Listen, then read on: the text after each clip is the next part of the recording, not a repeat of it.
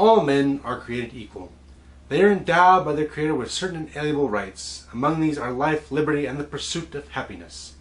This immortal statement was made in the Declaration of Independence of the United States of America in 1776. In a broader sense, this means all the peoples on the earth are equal from birth. All the peoples have a right to live, to be happy and free. The Declaration of the French Revolution, made in 1791, on the rights of man and the citizens also states, all men are born free and with equal rights, and must always remain free and have equal rights. Those are undeniable truths. What document do you suppose I just lifted this statement from? Where did I get this opening salvo with so much piety and reverence for freedom and justice and liberty of the Western world from the American Revolution and the French Revolution? What document is this from? It's from the Vietnamese Declaration of Independence made in 1945. That's right, Ho Chi Minh and his people, the committee that put this statement together, and right off the bat made lofty reference to both the Declaration of Independence and the French Revolution's rights of man. Vietnam was a very complicated war in American history, and here at the very beginning of it you have the Vietnamese using America's words, the French's words, against them. The French went in first, of course, trying to reclaim their colony, and then, of course, the Americans for many years after that.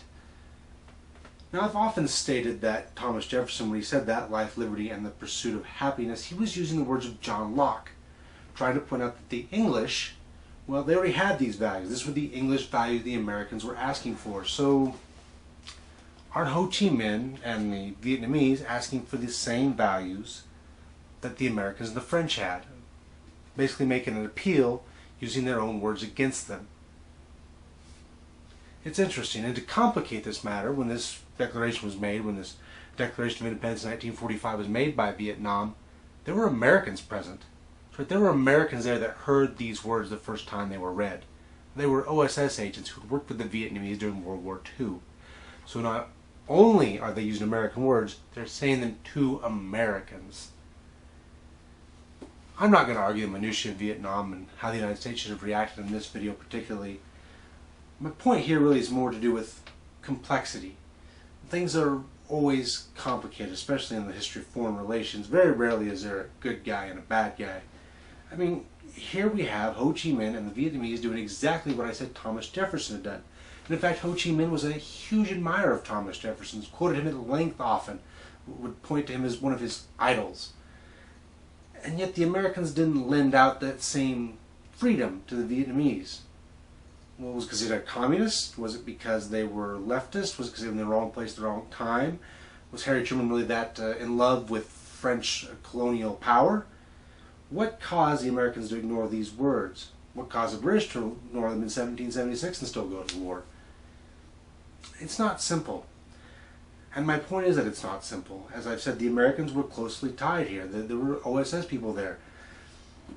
So, can I judge Harry Truman harshly? He and his administration, well, they had known these words, they had heard them.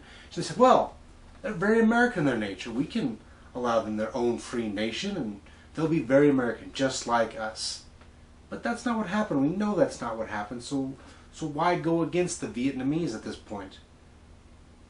Well, communism was a thing, the Cold War was a thing, and these things were bigger things, and China hadn't fallen yet. China was still believed it would be a democratic and free place, and so Vietnam should be the same, right? So Harry Truman sends the French in there to control this communist rabble that was growing. And it's concessions to the French as well. World War II just ended. They needed some power back. They needed some confidence. So let them have Vietnam. But Truman was ignoring something essential that was very American. Or was he? Did he even know about it? Did his departments even know about it? One of the major problems after World War II was that his foreign office is almost completely cleared out by the Red Scare, and maybe someone who knew this, who understood this, no longer held their position because they were believed to be some sort of leftist. The point that I'm trying to make, above all else, of course, is that foreign policy is never simple. Take America right after the Revolution. We had just finished fighting the British with the aid of the French. But by 1798, we're sort of a quasi-war with the French. So that means the British are now our allies, right? Well, another 14 years later, in 1812, we're now at war with the British again. how does this happen? Well, there's always nuance in foreign policy. So right here, we have at the very beginning of the Vietnamese conflict an incredible amount of nuance. And what did this declaration actually mean to the Americans? And should they have listened to it better? Well, it's the debate of history. It's one of the beautiful things about history is we can speak at length about how the Americans should have possibly listened to Ho Chi Minh, how Woodrow Wilson in 1919, while he was in Paris, had a chance to talk to Ho Chi Minh, who was big into Vietnamese independence at that point, and just refused to speak with him. He didn't have an opportunity, his very busy schedule, to deal with Vietnam, and maybe something would have changed then. It's hard to say. There's so many places along the path that ended up in the Vietnam War that things could have been different, and perhaps it's just one of them.